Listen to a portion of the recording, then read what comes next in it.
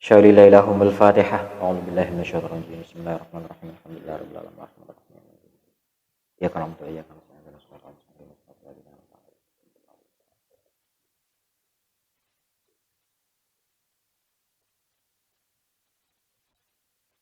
Bismillahirrahmanirrahim. Qala al-mu'allif rahimallahu ta'ala wa nafa'ana bihi wa bi'ulumihi wa bi asrarihi fid dharain amin ya rabbal alamin.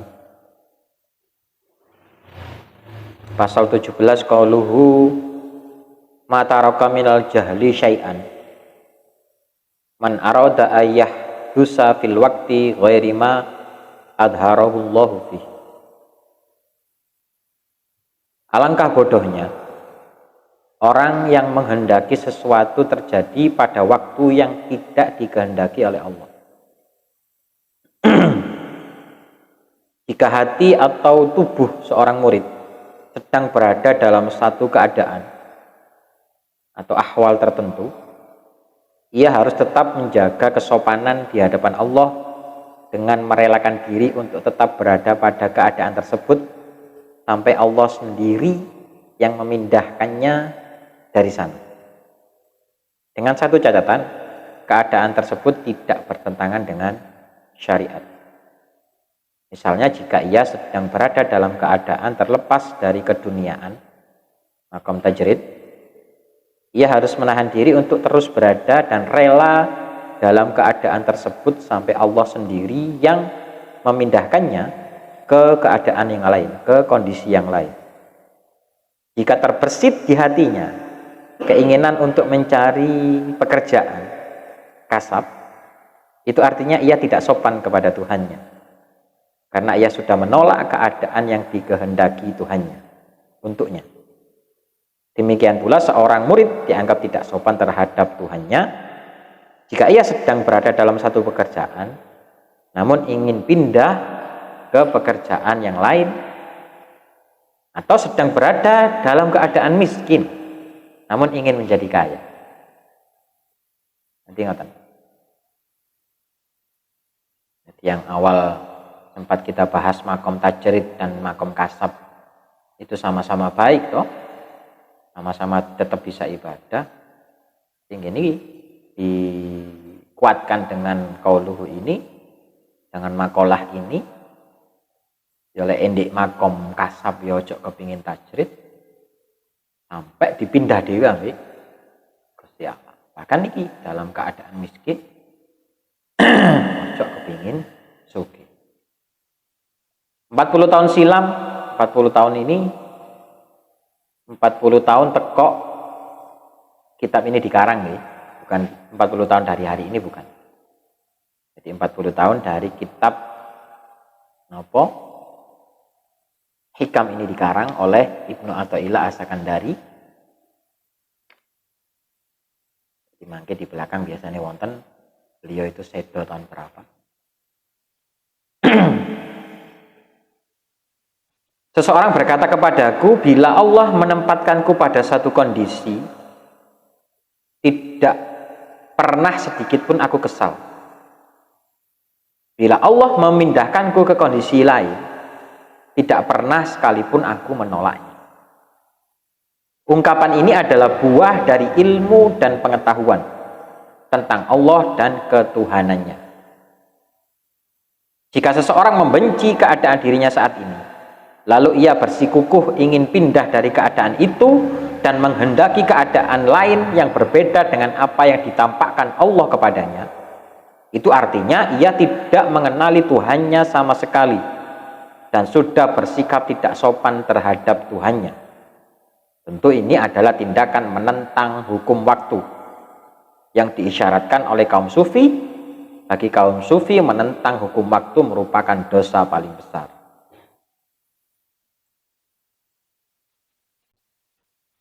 La tatlub minhu ayyukhrijaka min halatin liyastamilaka fima siwaha falau aradaka lastamalaka min ghairi ikhraj.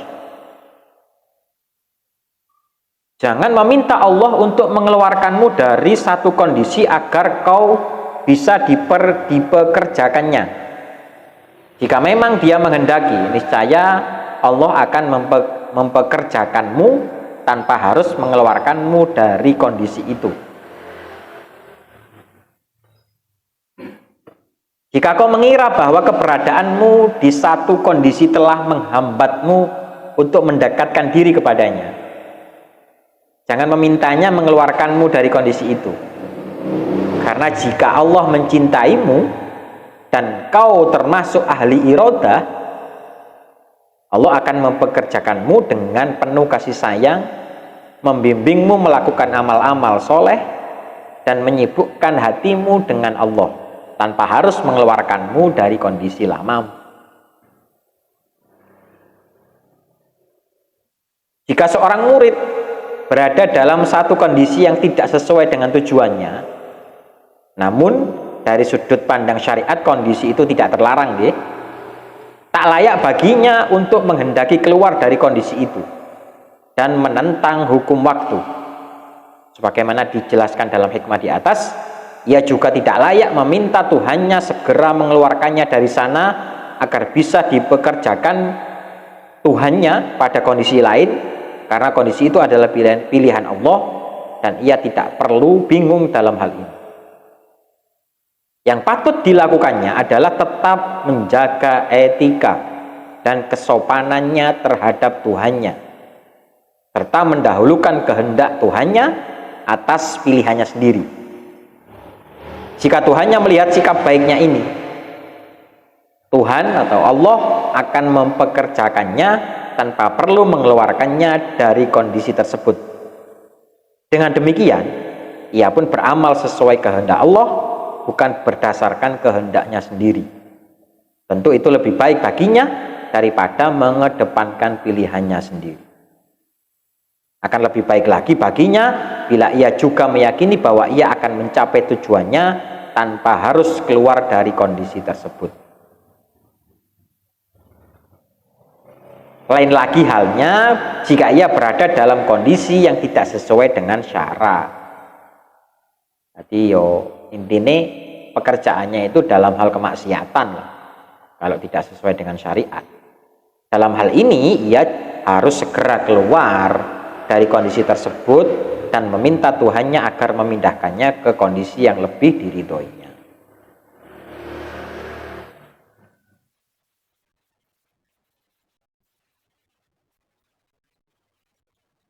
Terakhir, qalhu ihalatu kal a'mal ala wujudil faragh min ru'unatin nafsi. Menunda amal karena menunggu waktu yang luang, menunggu waktu yang pas, termasuk tanda kebodohan. Jika seorang murid menunda-nunda amal yang bisa mendekatkannya kepada Tuhannya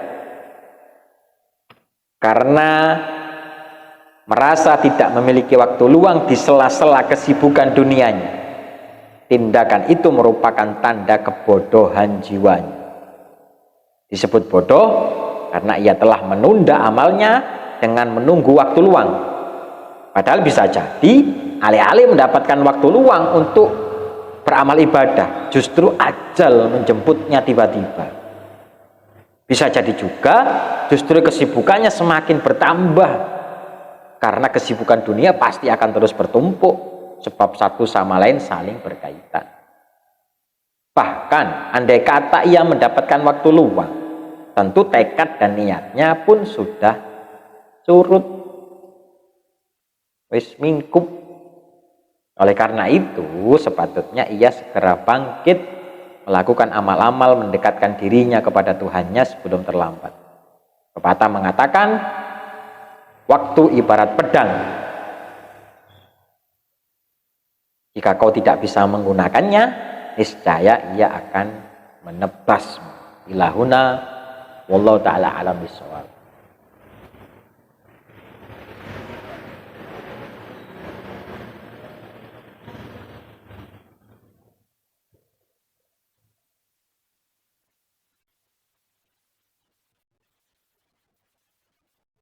Jadi tadi nggih, yang pasti keadaan atau ahwal kita, ahwal muridnya tadi tidak bertentangan dengan syara.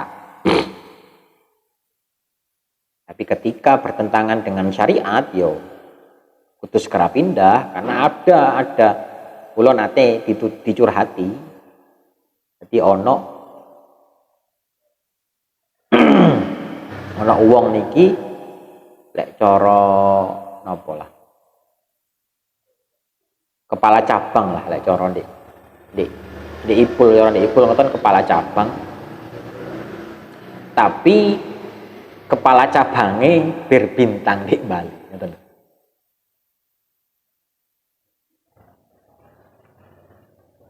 Dan zakatnya luar biasa, Pak. Sedekahnya luar biasa. Salatnya ya apa? Akhirnya kan ngoten. Dilalah dikersakno umroh itu ya. Mulai umroh bingung lah.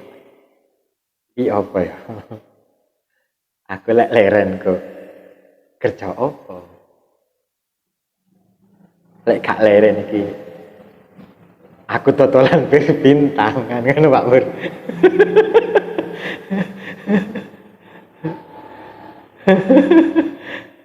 Manusiawinya jalan. Nah, akhirnya kita terjawab niki.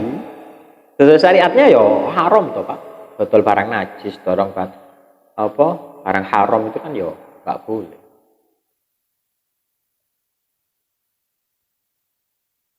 Tapi ketika kondisinya itu tidak bertentangan dengan syariat yo, ojo nandi wis di kono ae wis.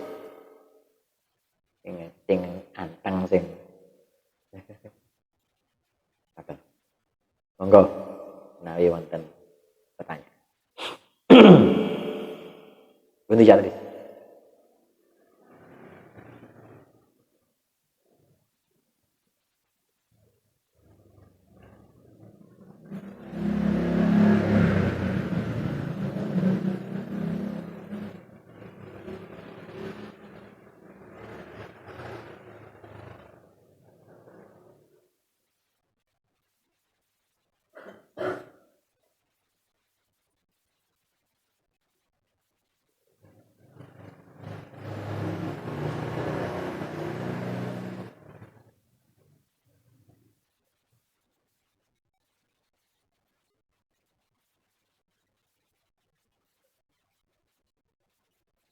Monggo.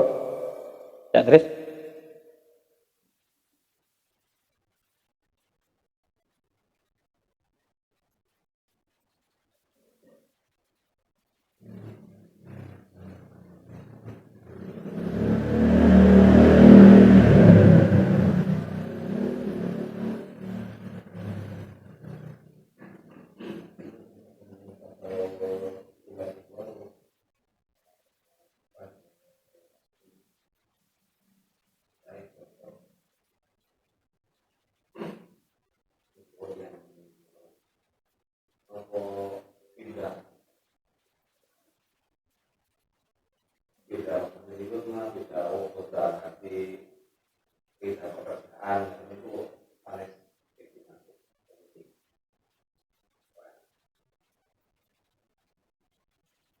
Kalau di sini kan pembahasannya kasab dan tajrid nggih.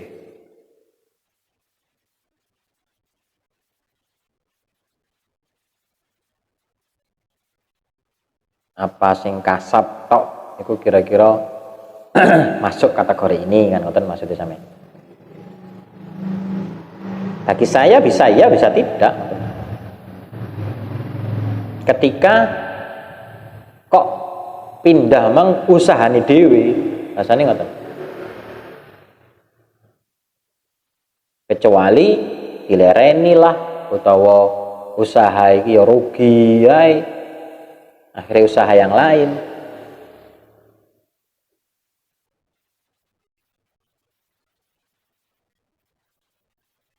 Jadi usaha iki ya gak rugi, cara dadi karyawan iki ya gak dilereni, kok moro-moro pindah.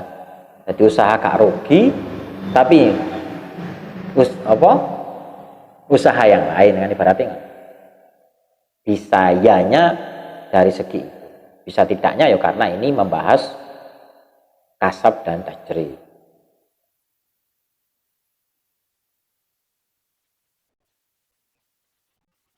Jadi kenapa saya bilang iya atau bisa? walaupun itu berurusan dengan kasab saja, karena yo di kerja itu hakikatnya kan sama toh Cak Kris, yo obah oleh bayaran kan ini ngoten, ataupun obah oleh pati kan ngoten.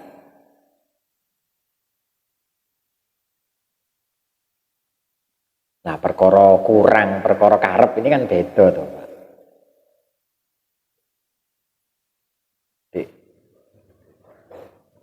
Kabeh judulnya kan ya kurang, kabeh judulnya kan ya kepingin kan. Makanya riadoh ataupun jihadun nafsi itu luar biasa beratnya itu kan alasannya itu.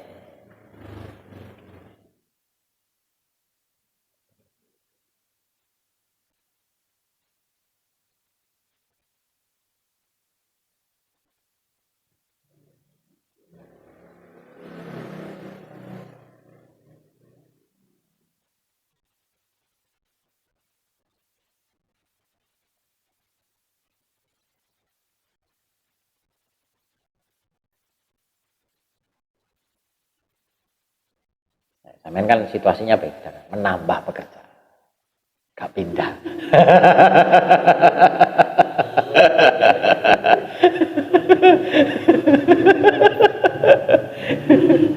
Buka cabang.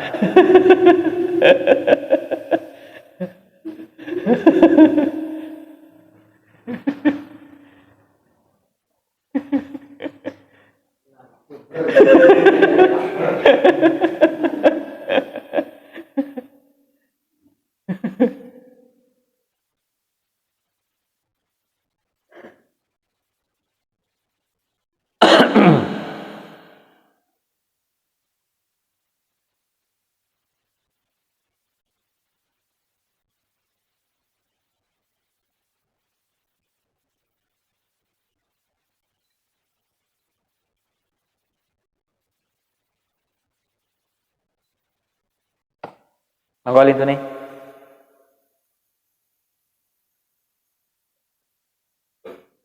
Sabar.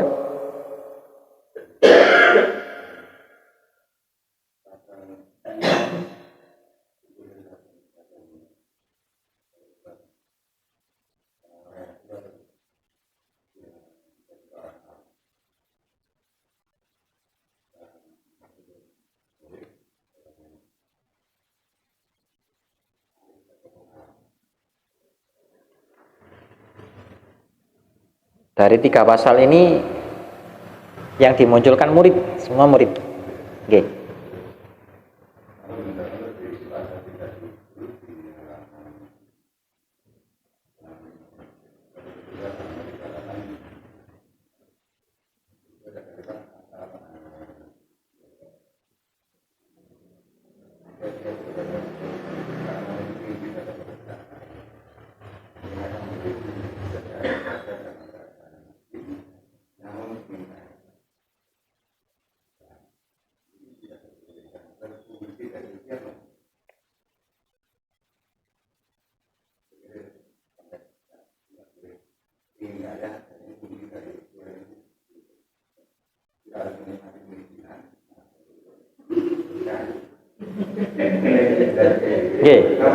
Oke, siap. Aman. Aman, Bun. Aman. Pun lost.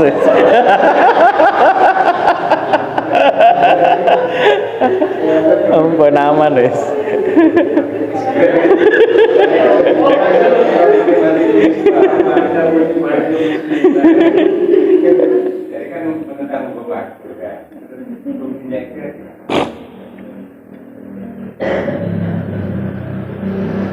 Tadi kalau saya baca nggih dari awal kalimatnya, demikian pula seorang murid dianggap tidak sopan terhadap Tuhannya jika ia sedang berada dalam satu pekerjaan namun ingin pindah ke pekerjaan yang lain, atau sedang berada dalam keadaan miskin namun ingin menjadi kaya.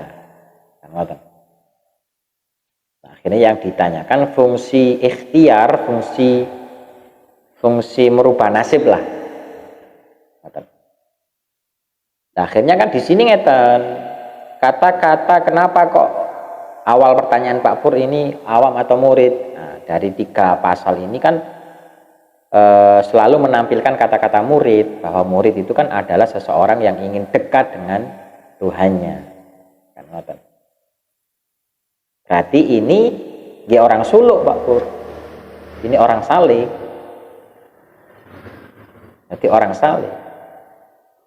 Lah kenapa apakah tidak bertentangan dengan konsep ikhtiar, konsep merubah nasib, merubah keadaan lah? Ya sangat tidak bertentangan.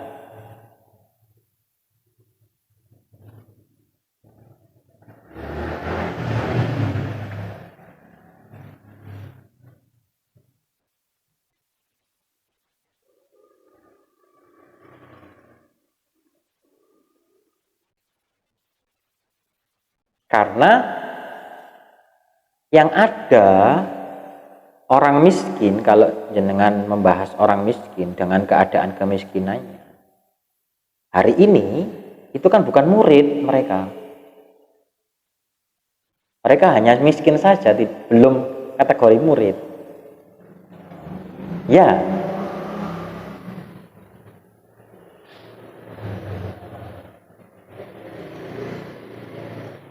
Akhirnya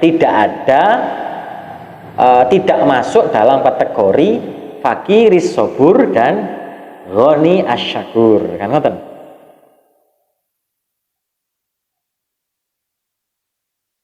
Wong kepingin kaya Pak, ingin menjadi kaya,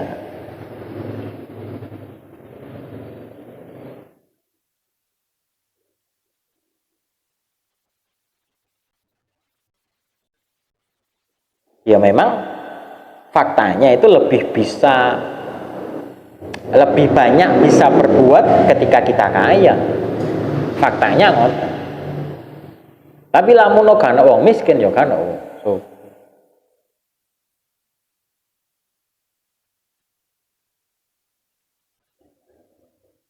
Ya. Terus tadi fakiri sobur itu bagaimana, ghani syakur itu bagaimana? Hakikatnya kan sama atau mereka berdua itu.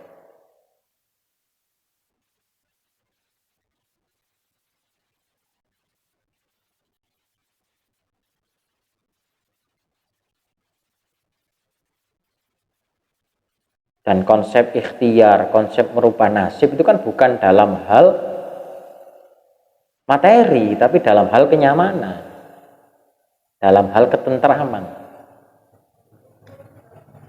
Makanya tadi tajrid dan kasab tadi itu, yang dua pangkat ini kan sama-sama nyaman toh sebetulnya.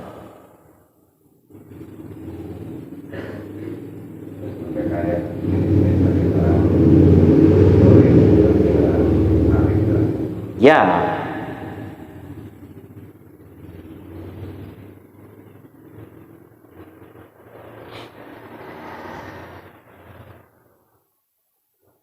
Nah, akhirnya ini kuau, lek ana wong miskin kok kepingin sugih, itu kan berarti bukan murid, ngono gitu aja kesimpulannya. Bukan saleh.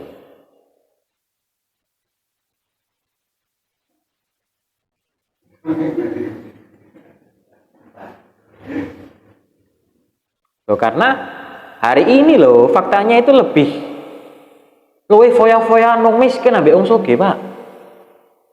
Gitu. Wong sugih saiki panganane suket. Panganane sayur. Sewil iku lho seneng wong sugih-sugih iku.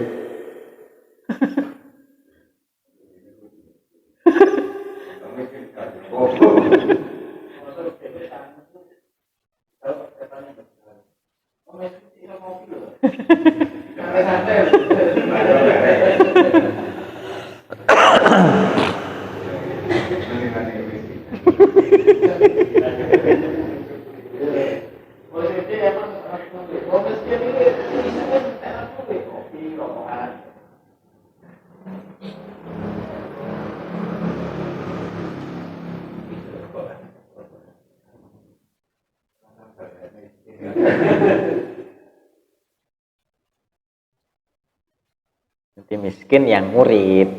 Gitu. Jadi akhirnya ya bagi saya asumsi miskin itu bagi orang lain bukan bagi dirinya sendiri.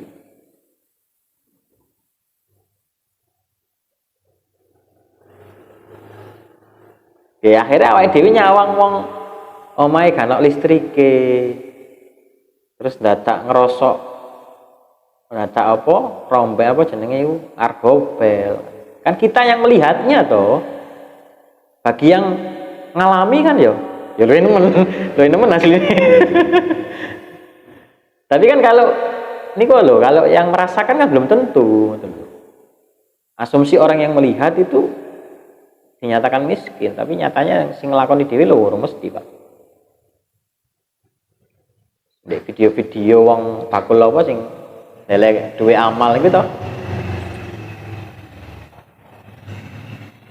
Bakul cilak apa bakul apa amal di masjid ngoten niku lho. Sing sepatuan durung mesti, lek gak Jumat durung mesti. Atau lek kurang cerita apa Pak Sodik, ceritanya apa nih sih? Pak Sidik.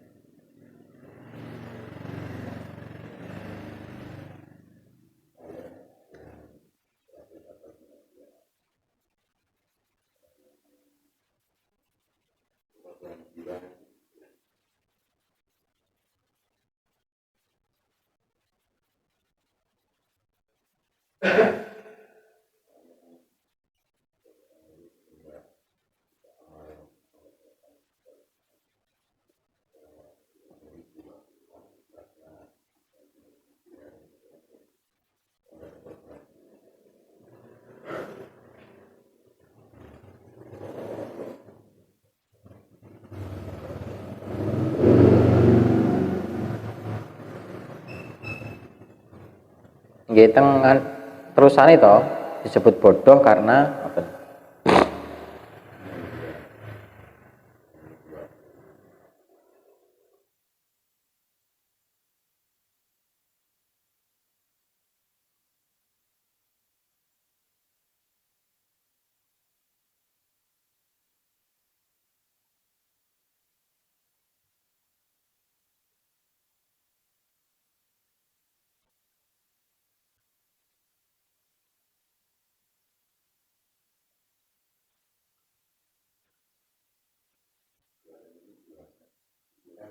Ya, jadi kenapa kok saya hanya keterangannya kan manusia itu hanya dua unsur toh Pak? Nopo jasmani dan rohani saja toh. Karena di rohani itu ada kolbun, ada hati, ada akilun, ada otak, terus ada nafsu, ada ruh. Nonton. Jadi yang di atas kata-katanya kan nafs, min ru'unatin nafsi.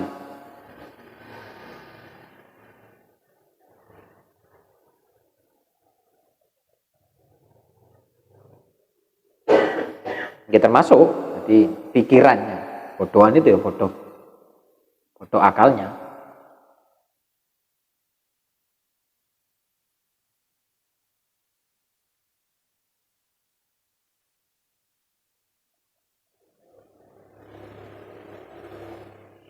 Dan like versi Gus Pak itu kan dosa terbesar nomor 2 toh, bodohan itu. Pertama musyrik, kedua bodoh.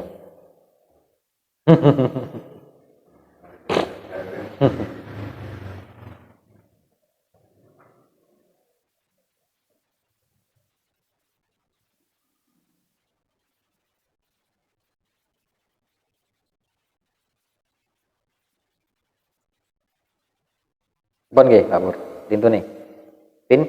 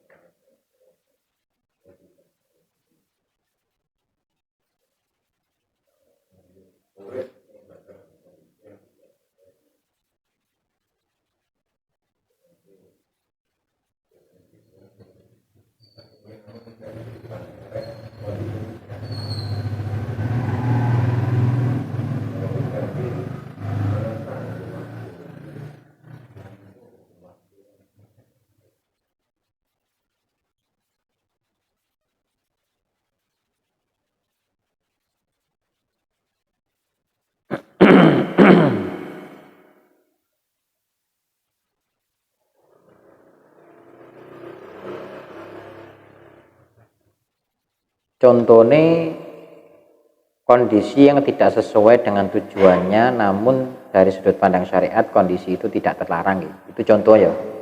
Ya pekerjaan lah. Jadi tadi kan membahas makom tajrid dan kasab kan. Intinya tajrid jadi kak duwe penggawean, kak dadi pegawai, kak duwe usaha, tapi kan ya iso mangan intinya kan. Atau punya pekerjaan yang tidak melanggar syariat intinya kan. Dan dilalah situasinya itu tidak sesuai dengan tujuannya, ya maulah kepingin sugih lah, sing tajrid ya kepingin terkenal lah, kan ngoten.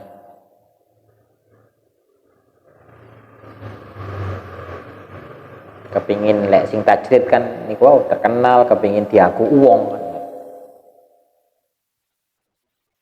Contohnya ngoten. Jadi itu tidak melarang syariat kan ya.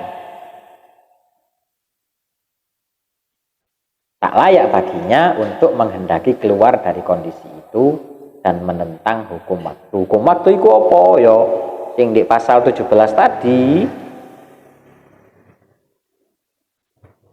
Jika seseorang membenci keadaan dirinya saat ini lalu ia bersikukuh ingin pindah dari keadaan itu dan menghendaki keadaan lain yang berbeda dengan apa yang ditentukan oleh Allah kepadanya, itu artinya ia tidak mengenali Tuhannya sama sekali dan sudah bersikap tidak sopan terhadap Tuhannya. Tentu ini adalah tindakan menentang hukum waktu yang diisyaratkan oleh kaum sufi.